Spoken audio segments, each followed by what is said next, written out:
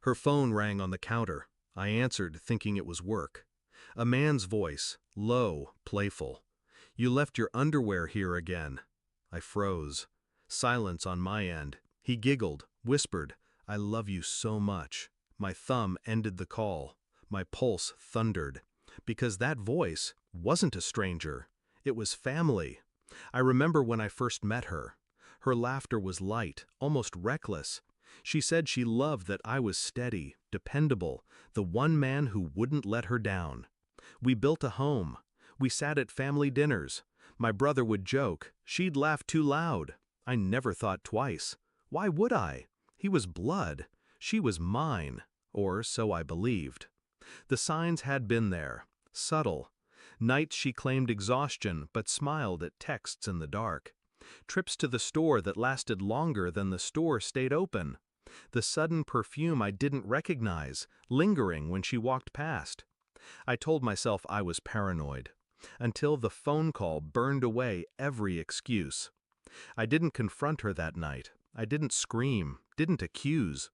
I kissed her cheek when she came home, acted normal.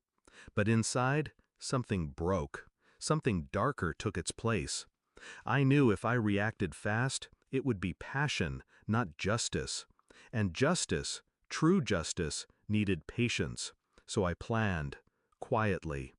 First, I traced the number, confirmed what I already knew, my brother. Second, I started collecting.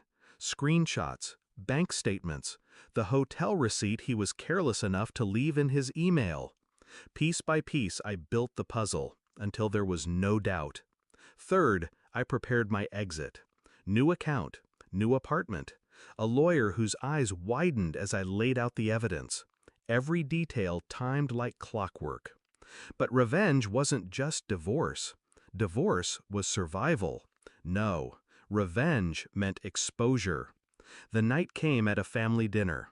Everyone gathered. Parents, cousins, my brother sitting across from me, my wife beside him, their secret woven between stolen glances they thought no one saw. I stood, glass in hand. My voice was steady. "I have something to share." The room quieted. I slid an envelope across the table to my father. "Proof," I said, "of betrayal." He opened it. Photographs, messages, receipts. The silence that followed was heavy, suffocating. My brother's face drained of color. My wife's fork clattered to the plate. I kept talking, calm, controlled. She lied to me. He lied to all of you. And while they were together, I was building a way out. Effective tomorrow, she's gone from my house. He's gone from my life. And both of them will face the legal consequences I've set in motion. The confrontation wasn't fire, it was ice. I didn't need to shout. The evidence did the screaming for me. My father's stare cut into my brother. My mother wept into her hands. And my wife? She reached for me, stammering, "Please, let me explain." I pulled my hand back. "No," I said, "you've done enough." She realized then, she wasn't just losing me, she was losing everything. The fallout was swift. Her friends dropped her when the scandal spread. My brother lost the trust of the family, the business deals my father had lined up. They tried to cling to each other, but guilt doesn't hold two people together, it drowns them. I didn't watch them drown, I walked away. Weeks later, I saw them once. Together, but hollow, eyes dim, the weight of disgrace heavy on their shoulders. She tried to meet my gaze. I didn't give her the dignity. He opened his mouth to speak. I kept walking. Silence. That was my final weapon. Now, when I think of that phone call, I don't feel rage. I feel clarity. Because betrayal cuts deepest when it's family. But revenge? Revenge tastes sweeter when it's clean, precise, undeniable. She lost her home. He lost his bloodline. And me? I lost nothing.